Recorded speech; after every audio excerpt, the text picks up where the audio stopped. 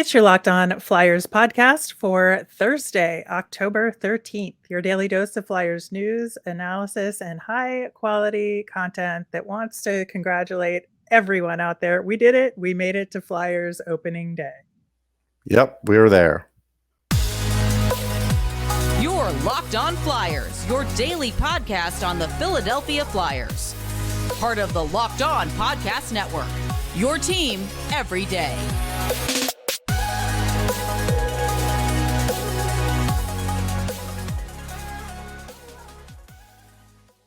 Hello, I am Rachel Donner. You can find me on Twitter at rmiriam. I'm here, as always, with Russ Cohen, who is on Twitter at Sportsology. Thanks for making us your first listen every day. You can follow us on Twitter at Locked On Flyers. You'll keep up to date on all the Flyers news and our episodes. You can also email the show at lockedonflyers@gmail.com. On today's show, we've got a whole bunch of Flyers news with injury updates, all that. So we'll get to that real quick. Then, as promised from yesterday's show, we're going to look at the Flyers as if we have a glass half full and talk about some of the positives we are looking forward to this season. Then we will wrap up with a mailbag. You guys have some great questions, so we'll get to them as well. Locked On Flyers is free and available on Apple Podcasts, Spotify, Odyssey, wherever you are listening. So subscribe. You will get all of our episodes here on the Locked On Podcast Network. Plus, we're over on YouTube, so watch and subscribe there as well. So, Russ, as we surmised, Cam Atkinson is out for the opener tonight. Apparently, it's not necessarily a setback in whatever's going on with him, but he's just not ready. He was in practice, but didn't participate in the line rush. I mean, it's upper body. I was watching him skate a video. He didn't look like he was skating great. He didn't take line rushes. So I'm not sure when he's going to play. I don't know either, but it certainly was looking like that was going to be the case as the last week or so had progressed. Yep. So really unfortunate for him and for the team, but I think it gives us a little bit more insight into what the lines will look like. We'll get to that in a minute, but we did get a little bit of an update on Sean Couturier that he is skating, but according to Chuck Fletcher, they're trying to slow him down and not rush him back. So yeah, and I get that. Yeah, which that's a good thing. And that's what we've talked about, that we want him back when he's ready and he's healthy, and it's not going to, really overextend what he's capable of. We finally learned what Felix Sandstrom is dealing with, and that is a groin injury. So those are always tough. And we'll see what happens there. But for that's now, probably a month. Yeah, so we'll probably got Sam Ersson in the backup spot for the time being. And we'll see what he can do next week against one of the Florida teams, maybe. And, I mean, that's not an easy task, that's for sure. Mm-hmm. And Rasmus Ristolainen left practice early, so that was not a good sign. Yeah, some are saying a knee injury. I'm not sure what the injury, but not good news. Although there are some Flyers fans tweeting, hey, maybe it'll be better to not have him in the line. Trust me, you want him in the lineup. Yeah. I understand where those sentiments come from, that overall, like, we would like to have somebody else in that spot. But I think for now, he is the person we have. And I think relative to the experience of Ronnie Attard and Egor Zamula, you want a Ristolainen in there. So you're really only exposing one of those guys and not forced to use two of them. Although, Nick Seeler is still there. But, if you have to rotate people around, it could really expose the Flyers defensively. So I get it. Yep, I do too. And right now it looks like all three of those that you mentioned will be in there. So yeah, so let's talk about the defensemen, because John Tortorella suggested that third pairing is going to be somewhat of a rotation to start off this season. It could change depending on if somebody just takes hold and proves themselves to earn that spot without getting rotated around. But with Nick Seeler, Justin Braun, Egor Zamula, and Ronnie Attard, they're going to rotate in and out for the time being. And it looks like Zamula will, at the very least, depending on Risto, will at least be the one to get that initial start. Yeah, he's getting the initial start. I guess if Risto's out, Braun would be up there, and then maybe Adder gets it, but they probably put Seeler because they don't have enough Seeler in, yeah. But what if they put all of them and they went with an 11-7? Torts has done things like that before, and if he kind of wants to be interesting about it, he might just do it again. He very well could, because as we know, Nick Seeler can play forward. Has played it. Not sure it's great, but yes. Well, that's fair. Has played it as opposed to can play is the better term there. But it is possible that that's something that he would do. I think that he is definitely gonna throw a lot of darts at the board this season, and that certainly could be one. It would be a hell of a thing to do in the opener. Well, I mean, it is one way. Like if you had Seeler doing that you just had this overtly physical lineup to face the Devils. So, either the Devils get pounded into submission or they skate around these guys. Like that'll be the way the matchup might go. Mm-hmm. It could. So let's take a look at the forward lines that we had from practice yesterday. Hayes centering Lawton and Konechny, Frost centering JVR and Wade Allison, Noah Cates centering Joel Farabee and Owen Tippett, and then our fourth line backstop of Tanner Lazinski centering Nick Delorier and Hayden Hodgson. And that seems to be where things are projecting. Yeah, I mean, we had the fourth line right for a while. It would be good to see Frost at center. That would be really good. Matching up against the Devils' second line center. Then I think you're looking at because Hughes is number one. And who am I forgetting now for number two? There would be Bratz and Winger. Who am I leaving out? I forget. But they do have a good second line center. I'll get the name. But that's at least a decent matchup for Frost. And I just, the only thing that I feel bad about is the Owen Tippett being on the third line. Like you would think he would have done more to work his way up to the second line in preseason, but to be fair, he really didn't. Yeah, I mean, I can see that, but I can also see in terms of Eric Hall would probably be the guy. Him or Mercer. Or Mercer, yeah. Yeah, it was also Mercer. One or the other. Probably Holla because he's a vet, but yeah. Well, we'll see how that turns out tonight. But as far as the Flyers' second or third lines, I think my sense is that they will get a very similar amount of ice time in this game. That both of these lines have young guys that need to prove themselves. Plus, I can't believe Joel Farabee is quote unquote a veteran now, but I think he's a little bit ahead of Cates and Tippett, obviously, in terms of experience and establishing a role on the team. And so, I think that if you have Farabee on that third line and JVR on that second line as the quote unquote vets, and, Frost, again, been around for a while, but is in a prove it kind of year, I think that it would be in the Flyers' best interest and Torts' best interest from a learning perspective to put both of those lines in pretty evenly. Yeah, I think I could see him going with the hot hand kind of thing, how it's going that game, and not breaking up the lines, but based on ice time, which line gets more. I could see that. I just, again, caution and hope that Farabee, the minutes are a little bit sheltered.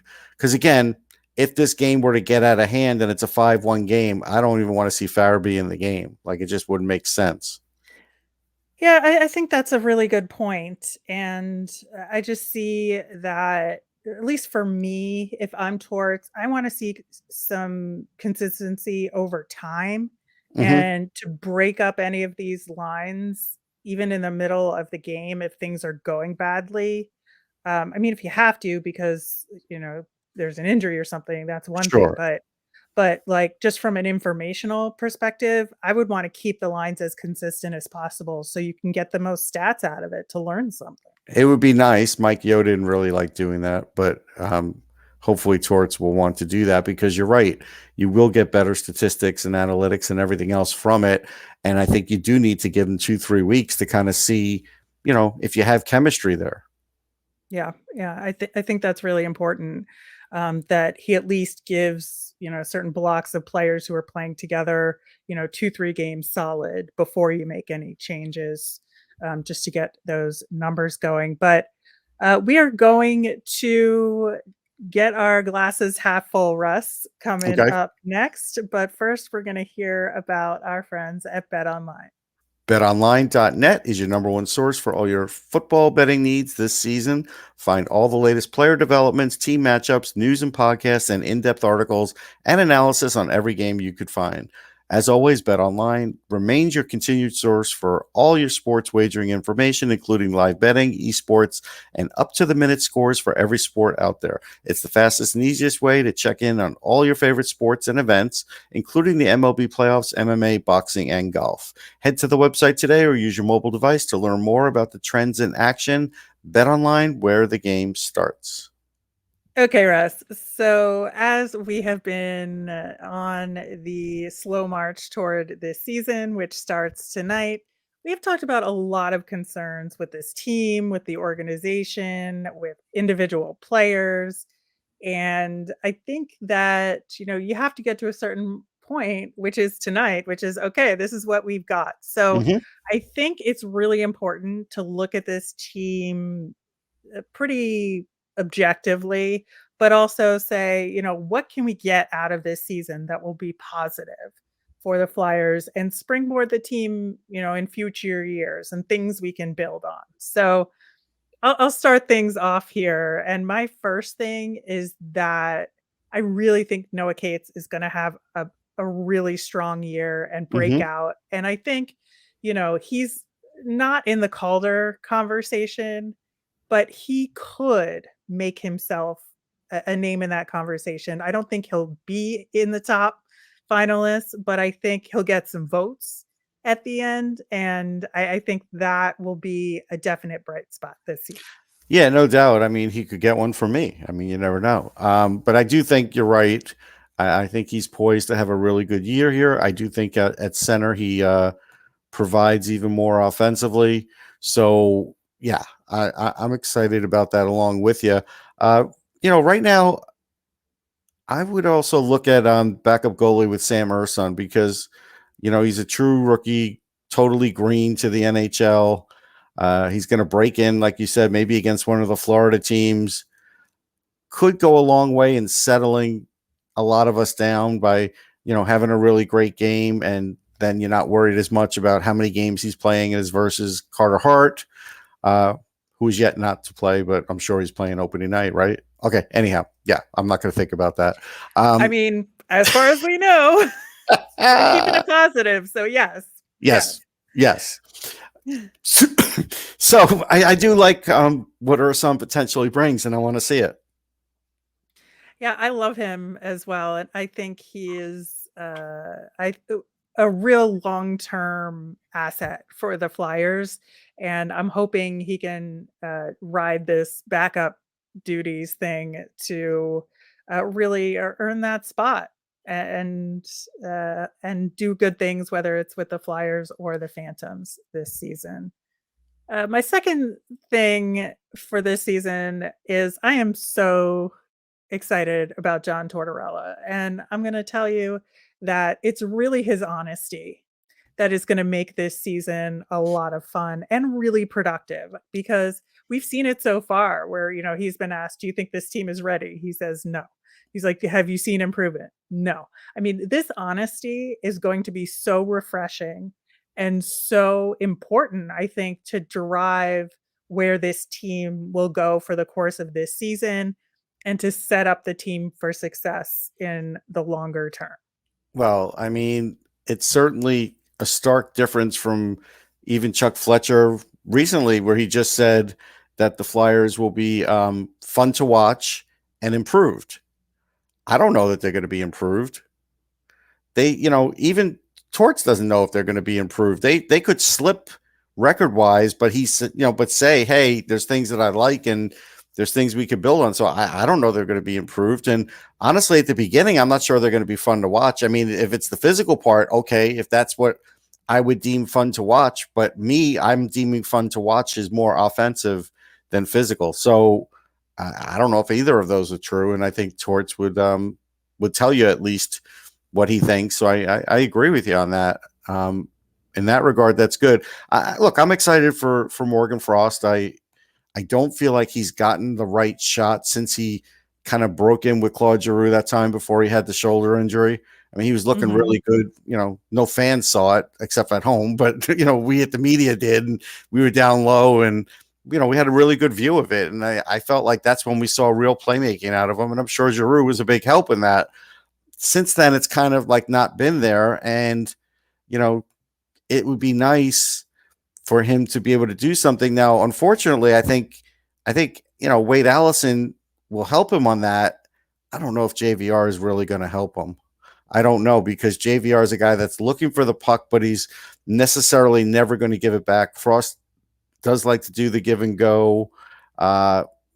Is JVR going to keep up with those guys? Even Allison's kind of a hustler on skating. He's not the best skater, but both of them are better skaters than JVR. So I don't know how that whole line's going to mesh, but I'm hoping for the best for Morgan Frost. Yeah, I think the thing about JVR playing with Morgan Frost is that if Morgan Frost is the playmaker and JVR is most definitely going to be the trailer and just park himself in front of the net, if those other two can't figure out a play themselves, they'll just try to get it to JVR up front and try and get a redirect. And I think that's the best strategy for that line, and it could work to Morgan Frost's advantage. I guess that's possible, but I don't know if we're even getting 25 goals out of JVR. That's a whole other conversation for another day. We're staying positive. We're staying positive, so it's possible. Yes. Yes, that's where we're going from here.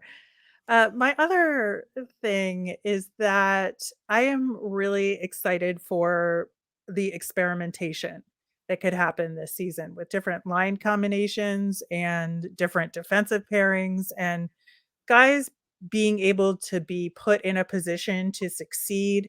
And I think that's really where the growth and development for me is most important this season, right? Where even if at the end of the season, to your point, they don't win as many games or quote unquote didn't improve as a team, I think the team will be set up and organizationally to understand what we have in all of the assets. And I think that's the key thing to accomplish this season, is to really understand where we are with all of the players so that more effective decisions can get made next off season. Now, that's another subject. Again, we're keeping that out of the positivity sphere we are in right now, but at least to have a very, very clear picture. And I think that the combination of Torts and a kind of we've got nothing to lose status for this team will allow them to do some of those things, to try different things, to get them in a better position to understand where the organization is by the end of the season. Yeah, I agree. My last one will be with Travis Sanheim. Be interesting to see what Torts can do with him. If he really becomes rock solid on defense and based on that has a little more offensive giddy up because he feels comfortable, because that's when we start seeing that out of Sanheim, then that's a big win, and also means it's going to be a big contract. But we won't worry about that. That's a win too. It could be a win. We'll worry about that later, but it'll be interesting to see what he turns him into. Honestly, though, I haven't heard Torts talk about Sanheim much. I don't know if you have, but I haven't. So it'll be interesting to see. Yeah, not a ton. I think that he's a guy that is in some ways just the reliable guy, right? Mm-hmm. So that you don't have to talk about him that much unless he does something to particularly stand out in a game. And I think that if you're right, that he does have the opportunities to do more offensively this season, that maybe, him and Risto's chemistry gets a lot better this year. Obviously, again, we don't know what's going on with Risto, but whoever Sanheim is with, I think that it's in his own best interest to break out a little bit this year. Yeah. So I think we're going to see a little bit more flashiness from Sanheim this year. He does have a decent shot, and he'll skate up and take the shot himself, but he's always really good responsibly in terms of getting back after he does that. That's something that I really appreciate about his game, that he really does act responsibly when he does get involved offensively. So I think that, yeah, this could be a really fun year to watch Travis Sanheim. I think you're right there. And again, if it wins him a big contract, good for him. If it wins him a big contract somewhere else because they decide to trade him at deadline, also good for him, I think. And we can sell high. So that's the good That's the side good for of the it Flyers, yeah. for the Flyers. So I think it's kind of a win-win, right? We either get a great defenseman that'll stick with the team for a long time, or we'll get a great return on a great defenseman. So I think that is definitely a glass half full with Sanheim. Yep, I agree.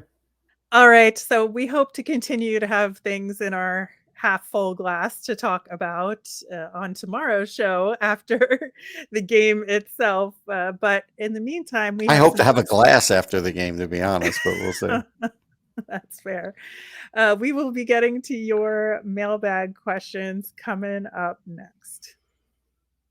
Russ, we have a prospect to talk about first. Eric Urban from Twitter asks, I can't remember seeing Jay O'Brien in any of the camps. What's going on with him? Yeah, he was in camp a while ago. Again, college player can only go once, and they go on their own dime. Jay O'Brien, he's been playing number one center for BU. He had a good year last year. I watched him. His skating's good. He's pretty good on faceoffs. BU's not the program they used to be, so maybe in a big, like they don't have a Jack Eichel type anymore, but if they did, he would be like a second line center there. But, he's progressing as a player. At this point, I don't think the Flyers could look at themselves and say we're so set at center that we can't consider him, especially if they, Lawton plays the wing in the future. And even with Lisinski there's still some room here. So I would think they're still interested in him. This is a big year because this is it. I mean, he's a senior there. So I'd say it's a 50-50 right now. I'll get a better idea probably at around the Beanpot time. And that's where I start hearing stuff. Yeah, I definitely think we need to get, obviously, at least a dozen games under his belt this season before we can really say where we think he's projecting for the rest of this season. But it could turn into like a Noah Cates situation, right? Where it'll, because he's stayed in the college game for a little bit longer, he's gotten bigger and stronger. He's over the injuries now, so that's good. And so he could come into the Flyers organization much better prepared than some other prospects and really blow people away next year. So I'm definitely going to be keeping a close eye on him as well as his college season progresses. Thomas over on YouTube commented, is management already betting on a failed year and trying to grab that number one pick in the upcoming draft? I mean, betting on it, I wouldn't say. Leaning towards it, yeah, they are. They're just never going to say it to the fans. It's still going to be hard to get the first pick. If you get in the top three, you're really in great shape.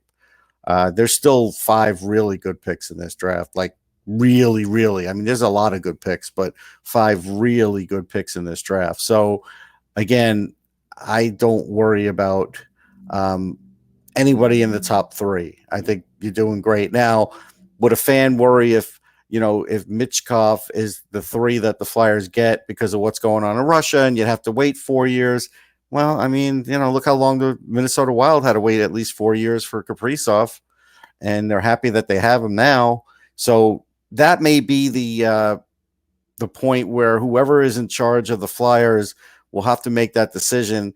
Do we wait patiently for that time, or do we need something quicker? And that's where things can go askew with a draft. But it is an organization's, will, and up to them what they want to do with it.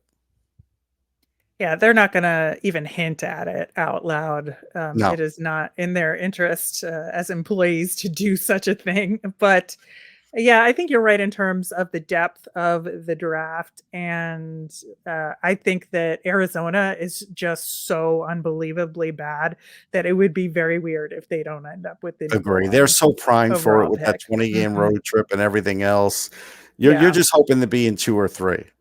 Yeah. I think that is kind of the best case scenario draft wise. We don't know if that's really the best case scenario for the team overall. Again, having the positivity bleed over from the Yeah. last segment. Yeah, but I've been But interviewing a bunch of prospects now. When we start getting into the draft guys, there's some really talented guys. So yeah, I'm excited to talk about them in the future.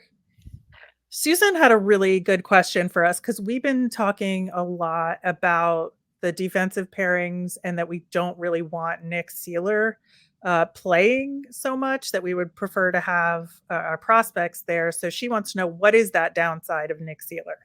So the downside of Nick Seeler is they talk about his skating being good, but his positioning isn't great on defense. And so what happens a lot of times is he gets beat to a corner or he gets beat to the puck. And if that guy gets a step on him, he ends up dragging the guy down, whether he horse collars him or drags him down. You look at the Sealer, he probably gets at least 2 penalties a game.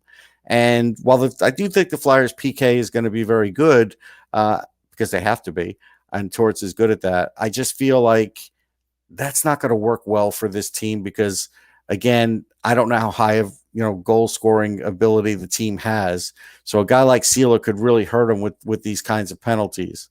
And what you trade off for the physicality is what you lose on the penalties. So it's like, yeah, the physical part's great, but that's the downside to me.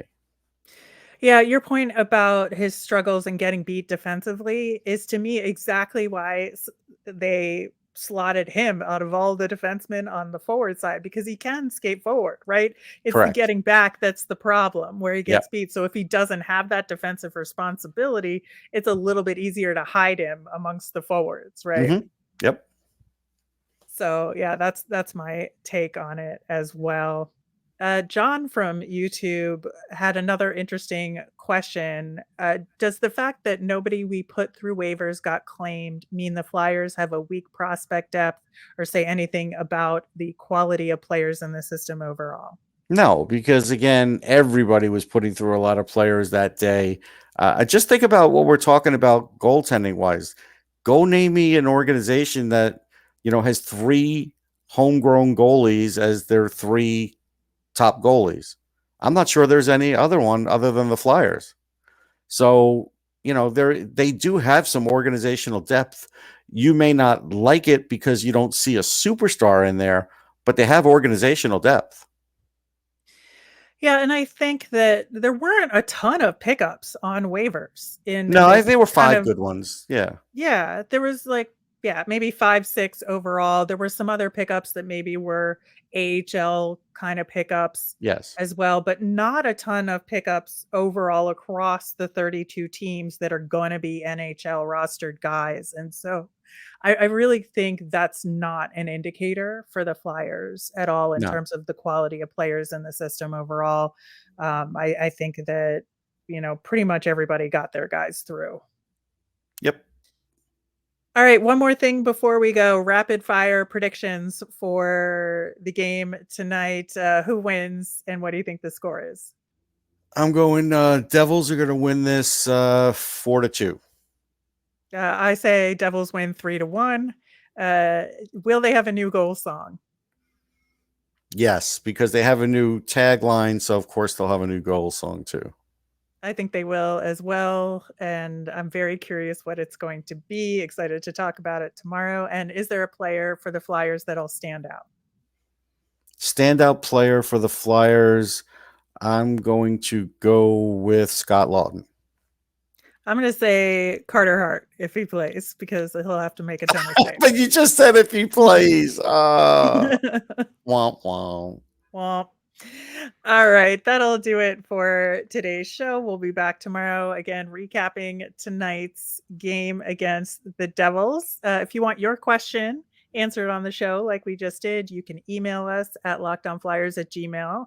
You can tweet us at lockedonflyers, or you can comment over on YouTube.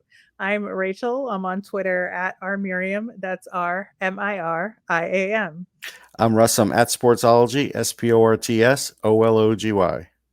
You made us your first listen today. Now make your second listen Locked On Fantasy Hockey. Steele Roden and Flip Livingstone bring you the fantasy edge and keep you ahead of the competition with their daily updates with news, analysis, and advice every Monday through Friday. It's available on YouTube, Odyssey, and wherever you get your podcasts. Have a great day, everyone.